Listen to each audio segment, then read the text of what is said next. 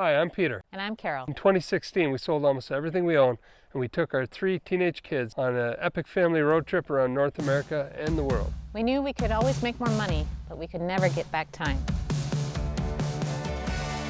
As a family, we valued time more than money and experiences more than things. Along the way, our kids grew up into awesome young adults while developing the entrepreneurial skills and life experiences that have set them on their own adventurous paths. In our new chapter as empty nesters, our adventure continues, both off the grid at our cabin in the wilderness and on the road exploring distant places in our well-equipped expedition truck.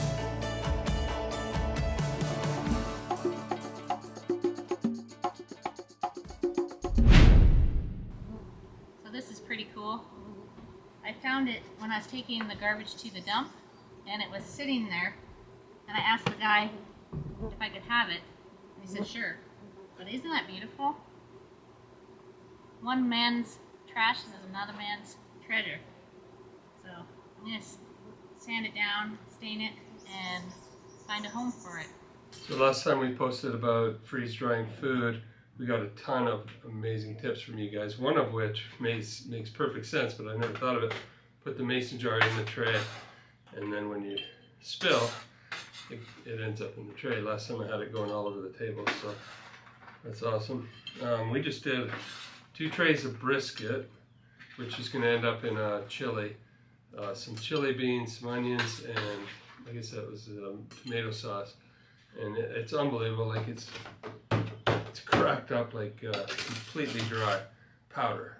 Once I break that up, it'll be powder. And then over here we did a curry meal with rice and chicken and curry, and it also has turned to a powder. So except for the chunks of chicken, which I could probably squeeze into a powder, but you want to leave the texture there so when we rehydrate that meal, it'll be just like the original. So I've got a Mylar bag for this, and we're gonna take that camping with us. The rest of this is gonna be just put into mason jars and stored until we want to make a chili, a brisket chili. It's amazing though, we smoked this brisket and had a delicious meal, but then all the leftovers became this, and you can just crunch it into, between your fingers, into powder, the meat. But I soaked a piece in a bit of water for a minute, and it came right back to the brisket texture, so it's pretty cool. So this week we are picking up the bikes. It's pretty exciting to be importing them. So it's a few hours away, so we thought we should just do a camp one night, and so I'm going to be packing that. And ever since we got back from our trip in Arizona, I have not gone through any of our camping equipment, so it is kind of scattered everywhere, and today's a beautiful day. I thought I'd organize it and prepare and get ready for this trip. I'm really looking forward to this. We may be looking at a boat for Pete. We'll see how that turns out. It's pretty exciting. This is a different boat, something he could fix up so that he could live on it. But yeah, so we'll see what happens. For now, I'm gonna go and get a bunch of alu boxes and start packing. It's something about packing. It gets you so excited. So let's go. So I'm just kind of separating it so I can see more clearly, because we have it for canoeing or hiking, the boys' adventure bikes, and then the alu box kitchen that stays inside the Jeep and is only used when we go out and use the Jeep. And then one is going to be just for food. So there'll be 2 alu boxes in the Jeep kitchen and pantry. The boys' bikes will have, this is what they use for their food. It's a bear bag, and that keeps it scent proof and safe for them. Safer, I guess you could say. And then this is for canoeing and backpacking, and yeah, so I'm just kind of seeing what we have, because everything got kind of messy after our trip down to Arizona, selling the RV and, you know, being away from our truck. So yeah, it's time to clean it all up, get all the sleeping bags cleaned and prepped, hanged, fluffed, make sure our medic bags are all up to snuff and everything's checked off. And then what we do with our medic bags is we lay them out on the kitchen table, and then everyone knows what is in each bag, because they're slightly different for, like, from their motorcycle medic bags to the Jeep to camping to inside the house. So it's always a good idea that everyone at least looks inside and sees where the different things are, so that when it is in an event of an emergency, you're not scrambling and your mind's not, well, it's going to be all over the place. So the more you know about the bag, the better. But anyways, let's get going.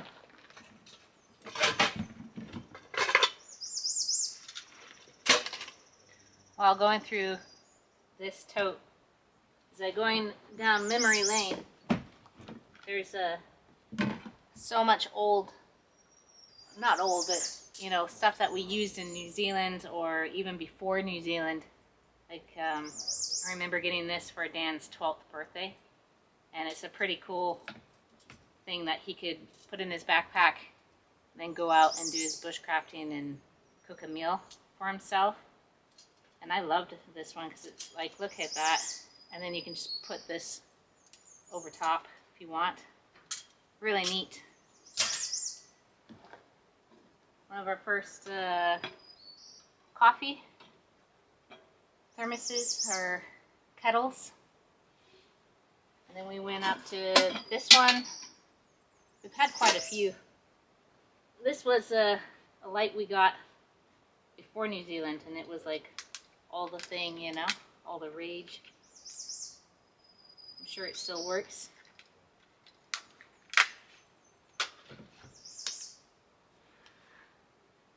All this type of stuff, this is like for the boys. They should probably do a video on what they pack, but this is their coffee French press, and then this is their gas stove that they carry on their bikes, so they're not carrying two different fuels with them. Ha! Look at this. I remember buying this at, I think it was our first expo. I don't know if the glass is broken in it. Yeah, I think so. And then the glass, yeah, it cracked. We'd put one of the candles in there. Cutest thing ever. I just love lanterns. Yeah, this thing is beat up, but I'm sure we could fix it.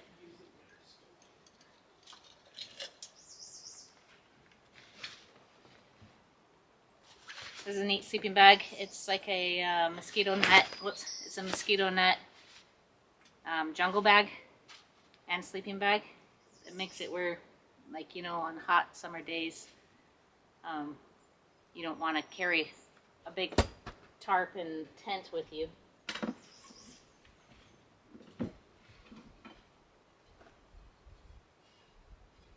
Brand new.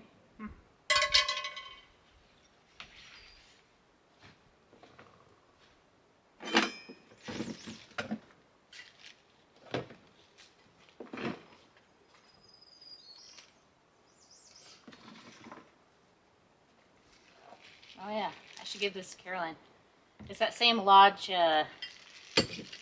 fire stand that I just used on our cooking on simple meals. And it's an extra one with all the pieces. That's what happens when you live on the road and sometimes you come back to the cabin, is you end up buying two things or sometimes even three, because we would be switching in between, the Jeep, the RV, and being here at the cabin.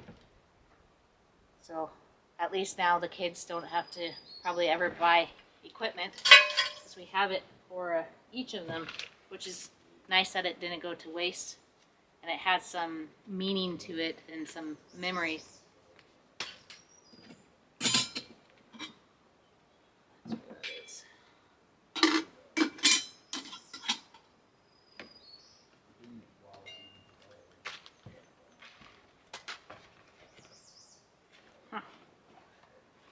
This was our coffee bag for years.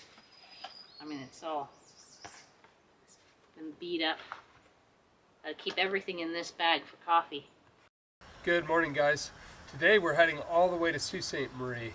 If you've been watching, we took the boys 2 adventure bikes all the way from Arizona up to the Sioux in Michigan, and then we put them in storage because we couldn't cross the border with them. They're American made and purchased bikes.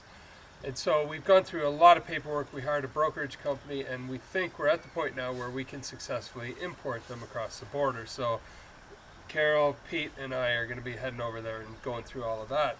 But on the way, there's Pete's been looking at a bigger boat, and there's a used boat that we're going to drop in and check out. It's a couple hours out of our way, but we think it's worthwhile checking out. It's a really good deal, something Pete can afford. And who knows what we'll see when we get there. Definitely a fixer-upper, but the neat thing is it's a win-win because we can go camping. Correct. Somewhere between here and Sault Ste. Marie, there's a good camp spot waiting for us to spend the night. And it's a lot of wild, beautiful country out there. So we're looking forward to getting back in the Jeep and setting up some tents and having a great camping trip. So come with us. We have an exciting adventure ahead.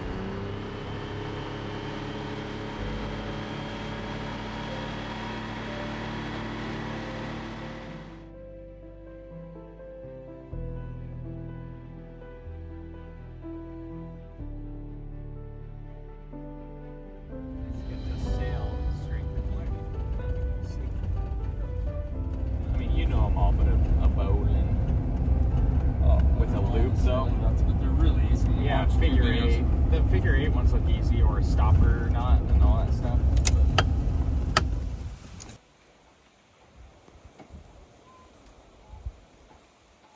Filthy.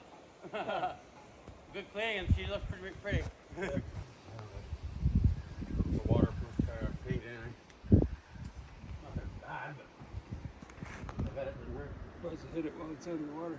Yeah. Right up almost to the beach. What are you thinking? Water in here, there's water in there. I mean, all the electrical would have to be redone. Every bolt and thing I'd want to tighten. There's rust everywhere. I'm not sure. So that's real handy. Because usually most hills, you don't have traffic kill. I mean, for sitting for 5 years is pretty clean, though. Yeah, sure.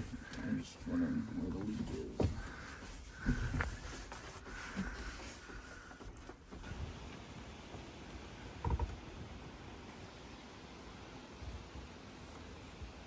I'm just looking around for soft spots in the hull, and I don't see or feel any. But who knows, eh? Like if hand pressure is good enough to tell. But she'd need a lot of work. But that's kind of okay. As long as it floats, you know, no leaks.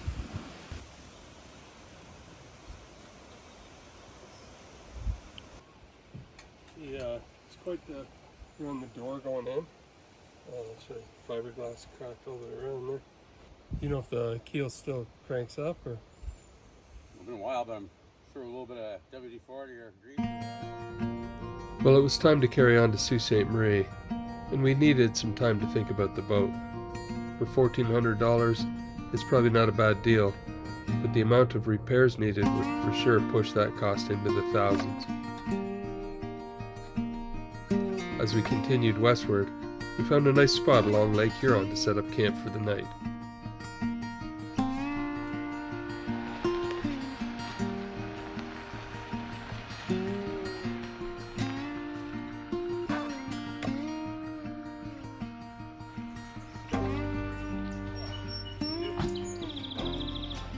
So we just found an overlander spot right on the north channel of Lake Huron. And people have camped here in the past, so I don't see why not. It's very quiet. We're in the middle of nowhere. Lots of waterfowl around, ducks and geese, a whole family of geese. So this would be a great place to spend the night. If we can get leveled off, I think we'll just stay here. Well, who knows the depth in here, but That's like the all North along Channel, there, all those yeah. islands. Wow. You can get in such cool places. If you had a dinghy, you could go camping You could just come to the shore and camp. and in places like this, but remote. Yeah. So like where there's not a highway right behind you, you could just be in the middle of nowhere. This is beautiful, huh? It's a sandy beach. This is beautiful. Between the like rocks everywhere, those cliffs out there. Yeah. Bald islands with just a few shrubs on it, and they're just big, beautiful rocks. Just that way is the La Cloche mountain range. Yeah. And these have sandy beaches, and About 2 hours. crystal clear waters.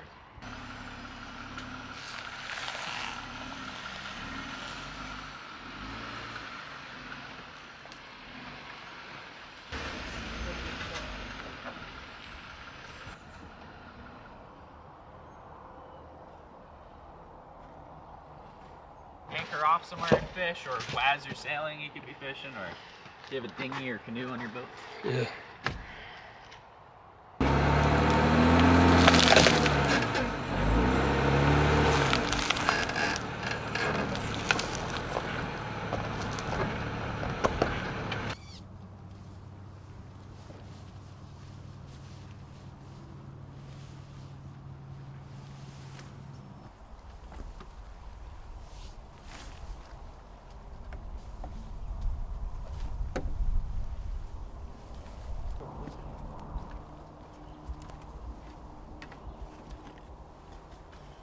Our camp's pretty much set up. There aren't a lot of bugs because we're right beside the lake, and there's always a decent breeze. But we're thinking that when the sun goes down, they might come up. And in any case, this is a nice little structure to cook in and be completely free from any bugs whatsoever. So I had a really nice meal planned for tonight. And then all day we had such excitement when we were looking at that sailboat for Peter, and then when it kind of fell through and we were like, this isn't the one. I just felt for him, and my mama's heart was just like, oh, I got really, really tired. But we found this beautiful camp, and I decided to make our freeze-dried meals tonight and just keep it really simple, extra simple, and we'll just be adding water. But yeah, I'm so thankful we have those for you know, nights like this where maybe the trail was really long or the road was long, and you can just simply boil water and eat something really delicious and go to bed. It is beautiful. There's lots of different birds here. We just had a loon, lots of geese, and some other birds I don't know the names of, but look forward. Whoa, this is leaking. I look forward to hitting the hay and getting there early. Sleep tonight because tomorrow is picking up the bikes, and I'm super excited. Tonight we are either having the curry and rice that we made or lasagna, and you guys saw me cook that on Simple Meals, so it's kind of a toss-up. We might have to do rock, paper, scissors, so we'll let you guys know how it turns out. I think there's enough in here for 3 people, so we're gonna be eating well tonight. Fun.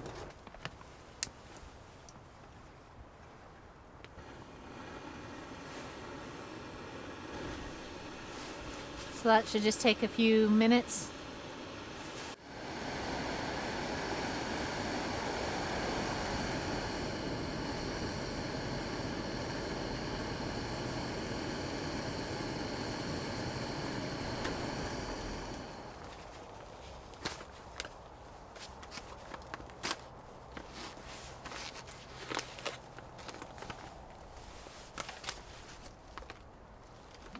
It smells so good.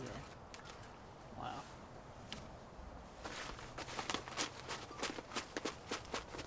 It's like we're back at the cabin again. I do.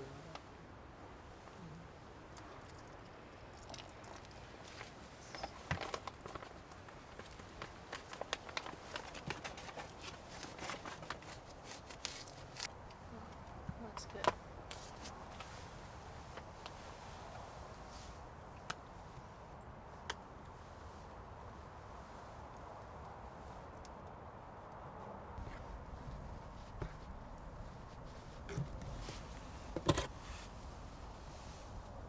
Yum. Moment of truth. Yeah, the moment of truth. Okay, so I learned a big lesson. I think we both did. We were all excited about the big pieces of chicken, but I think they're too big because they take a while to Rehydrate. rehydrate. But if they were at the bottom of the bag, they did really well. So I didn't stir it good enough in the beginning, and then I tried one and I was like, oh, it's still like halfway dehydrated. So now after stirring it, hopefully it all turned out good this time. But Yeah, next time, definitely a little bit We'll smaller. probably cut them up into smaller chunks Yeah. before dehydrating. Try it out. Very Definitely. good. Wow, that is good. It's better than any freeze-dried bag you buy, you know. Yeah, that's amazing. That's really exciting. Wow. Mm-hmm. I just had a piece of chicken that tasted like it was soft and supple.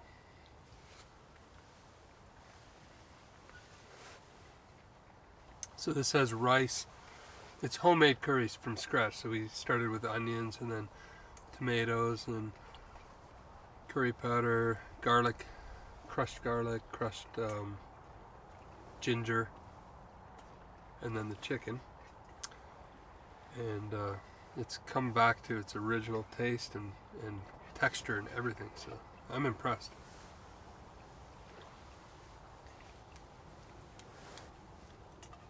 It'll be nice to go on long trips, but yet pull this out. Home cooked meals Yeah. out of a bag. Can't beat it. Especially when you're in the middle of nowhere and there's no big grocery stores, or it's just hard to find Good like, ingredients. good ingredients. Yeah, we've run into that a few times, or you're just not used to the brands and stuff coming from Canada, going into states and traveling through all the different states. And the more remote you get, the more distant from major centers, the harder it is to find food. So these things are just amazing. And then on a night like tonight, where none of us felt like doing much, we were tired and just wanted to sit down and relax for a bit. Well, you whip one of these yeah. out and you got a meal. It's perfect. I knew I needed to start cooking, but then I got a phone call from Caroline, and so that was like an hour of walking on the beach with her. So, oh well, this is perfect. Amazing. Well, we will see you guys tomorrow morning for coffee, and Back on the road. Back on the road.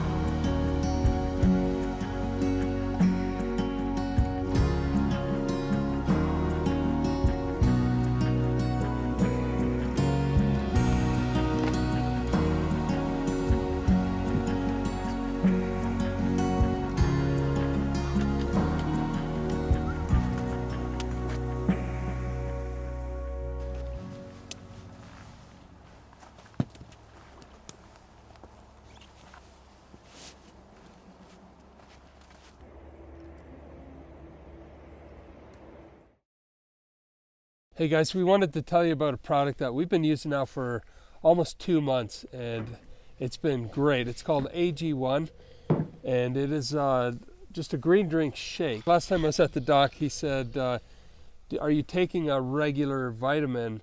And I said no, and he said, well, you should at your age. So I went out and looked at the store for vitamins, and I ended up with these gummies, and they tasted horrible, and I just didn't feel right eating gummies every day. Like, it was almost like candy. And then we came across AG1, and it's like a natural green drink that you shake up and drink, and it's been a game changer. So the main thing is, I know that by taking this every day, I'm getting the micronutrients and the vitamins, and antioxidants that I need, or that we both need at our age. So that's been amazing. It also gives energy. You know, sustained energy. It gives an energy boost, but also sustained energy. I used to have 2 cups of coffee every morning, and now I just have a cup of coffee. I'm not going to give that up, but and then I have a AG1 drink, and that is all I need. And the thing about this is, compared to other ones, because we've tried other ones, it tastes good. Like it's not super sweet like some of them are, and it also doesn't taste like you're chewing on a bale of grass. So Right. Yeah, it just has a nice, simple, clean taste to it. So that's what I like about it. Feels like I have less bloating, fewer cravings, and better digestion. And lastly, after a big hike or a workout, having a drink of AG1 feels like it helps us recover a lot faster. Yeah, we feel like Lando now. We just well, now we can kind of keep up with him. So if you're interested in getting a comprehensive source of micronutrients, vitamins, and antioxidants, check out AG1.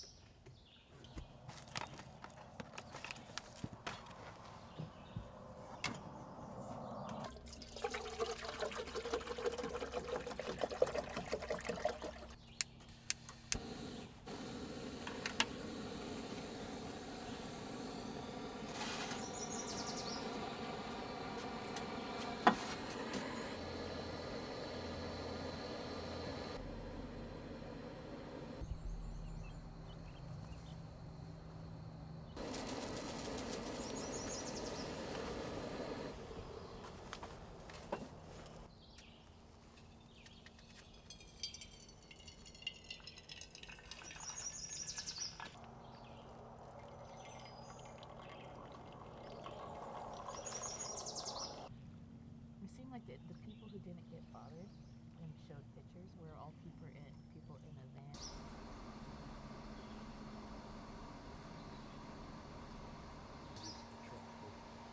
That's our vehicle, you know? So there's no more. If someone doesn't like that, they can do it.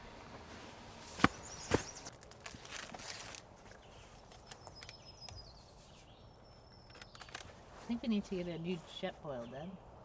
Yeah. This orange thing is still from New Zealand. Our very first jet boil. Hot chocolate and coffee coming up.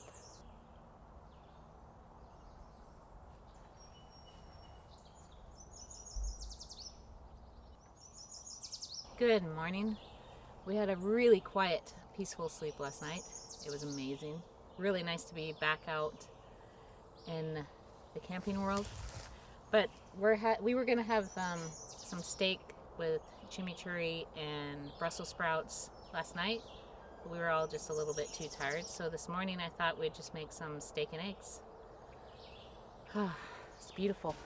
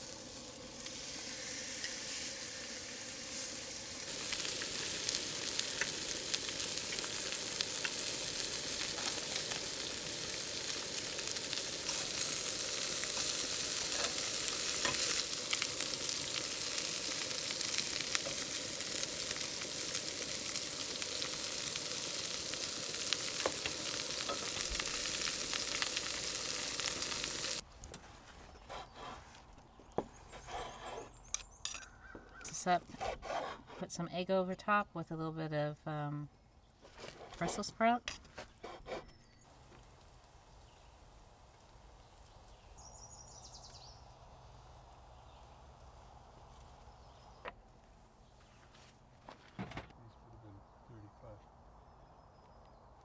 This was $30 at 19.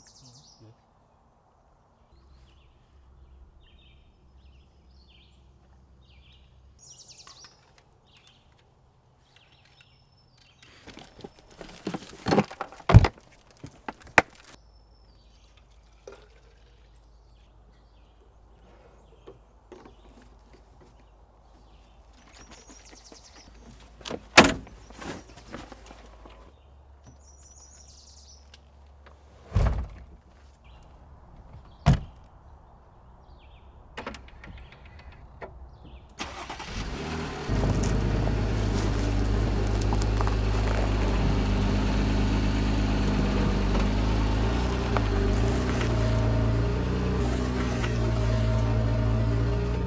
So no matter where you camp, no matter where we've camped in the past, there's always critters running around. It could be squirrels, or we've had kangaroo mice, or something just jumped out of our tire this morning and couldn't even see what it was. It was a fairly big, maybe a squirrel or a muskrat, but it always illustrates the importance of having something like an aloe box. We love our aloe boxes because they're dust, wind, and weather-proof, but they're also animal-proof, including this model is bear proof, so the critters might have been coming around to see what food they could find, but they're not going to have any success if you have an aloe box, so something to keep in mind.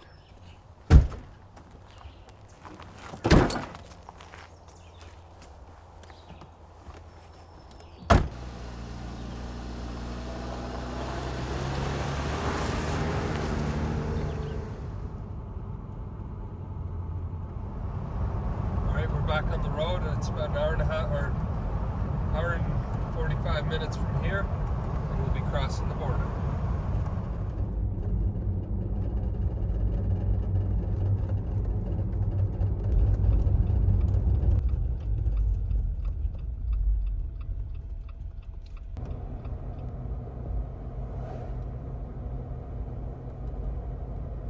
We're in Sault Ste. Marie, Michigan now. We just stopped at the local U-Haul, picked up a 5x8 trailer. Now we're heading just out of town. It's about 10 minutes out of town to the storage facility where we left the bikes back in early March. And we'll get them in the trailer and head back to the border. And that's where all the paperwork kicks in. And we'll let you know how difficult that is or how simple. We don't know at this point. But so far, everything's been going pretty smoothly.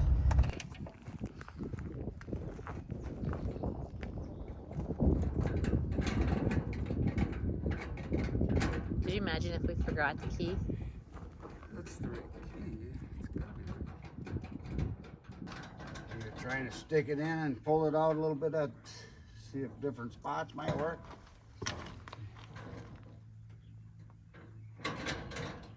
We put it on our keychains so we wouldn't forget it. Right.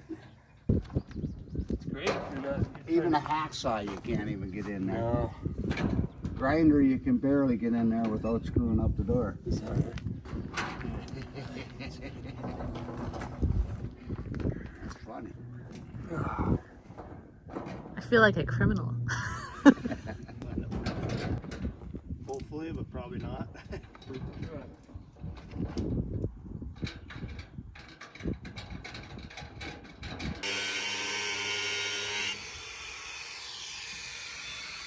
Get in there one way or another. So we don't know if we have the wrong key or it just stopped working.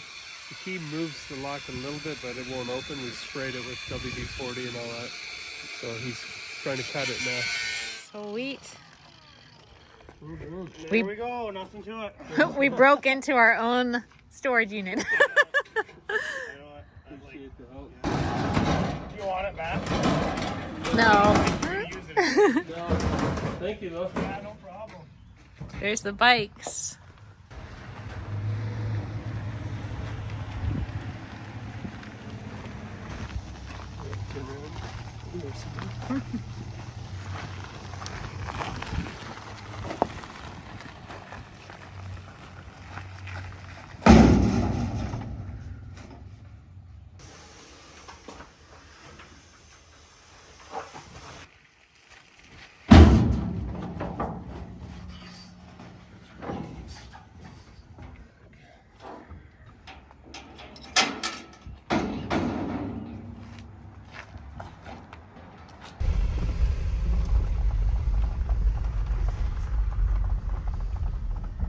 right, we are all loaded up and heading back to the border. Once a gentleman came over with his cutoff for his grinder, didn't take long to get in there, and yeah, we're good to go. We got everything else we need. Now it's just paperwork, and we begin the 4 or 5 hour journey home.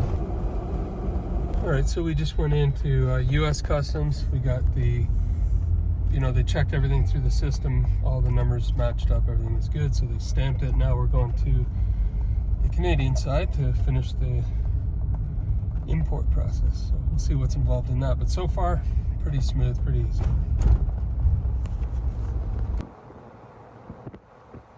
All right, we just finished the Canadian side. It was quite easy, actually. We submitted a form when we were coming through the gate.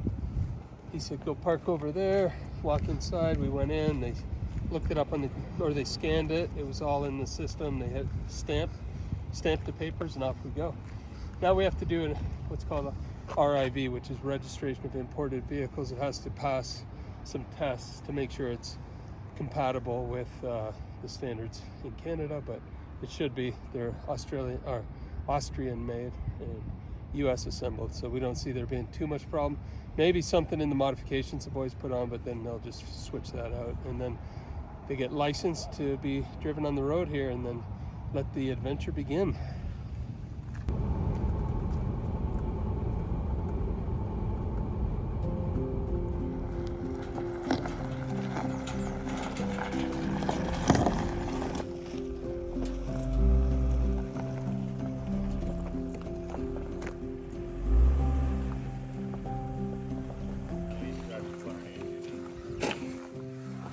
We'll get our,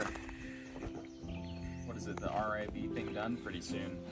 Should have Form 1 probably by end of day or tomorrow. And then we'll get them licensed here in Ontario. What do you think? Cozy. How about? We made it, man. We made it all the way there and back.